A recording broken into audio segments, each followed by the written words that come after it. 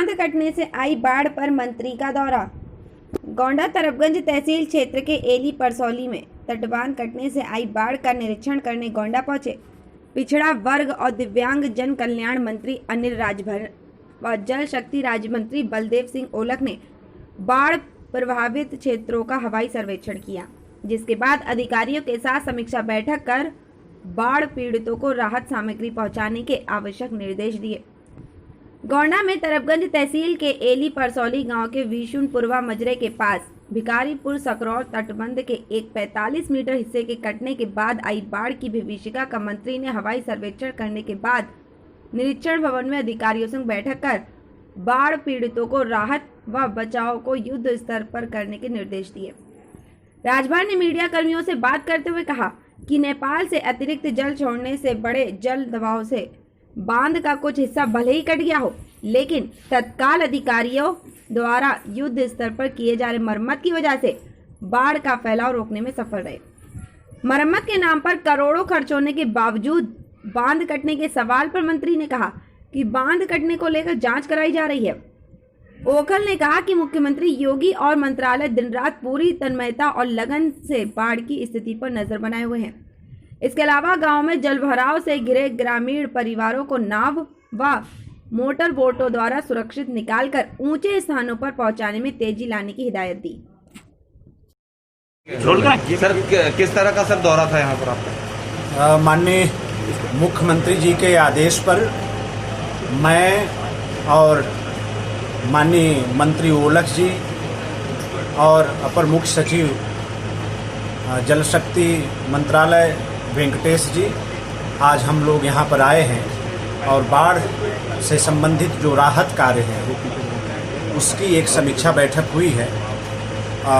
काफ़ी आप सब लोग जानते हैं, चाहे कोरोना काल रहा हो, चाहे अब तक हम अगर ठीक से देखें तो योगी जी की सरकार ने पूरी संवेदनशीलता के साथ बाढ़ को लेकर अपनी तैयारी पहले से ही कर रखी है।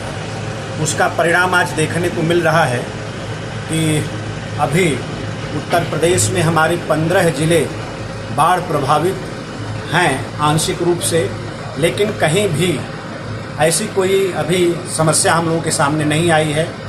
रात दिन हमारे श्रद्धेय मुख्यमंत्री जी बाढ़ प्रभावित क्षेत्रों की चिंता करते हैं और जो यथासंभव है, जो जरूरी है, वो दिशा निर्देश भी जिला प्रशासन को देते रहते हैं। चिंता करते हैं, तैयारी करते हैं, उसके बाद में ये स्थिति क्यों पैदा हो गई कि लोग तटबांध कट गया और काफ़ी कई गांव जलमग्न हो गए, क्यों ऐसा?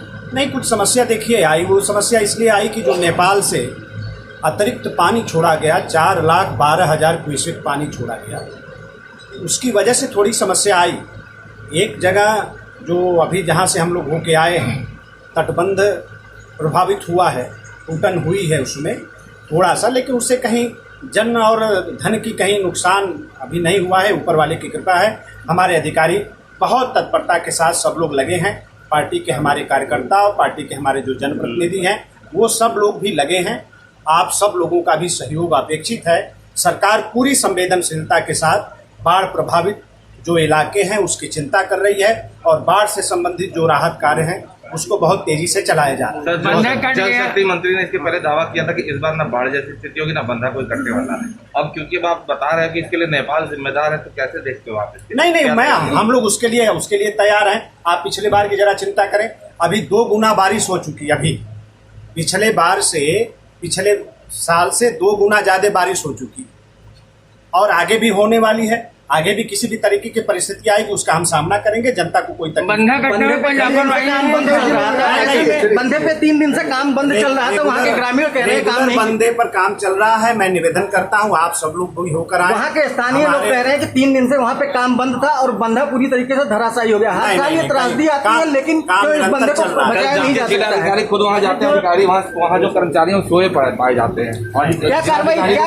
लेकिन अभी हम लोगों का कर्तव्य ये है कि हमारी जनता को कहीं कोई परेशानी नहीं। सिंचाई विभाग के एक्सीएम बंदे पे जाके सेल्फी लेते हुए नजर आते हैं, इस पे क्या कहेंगे?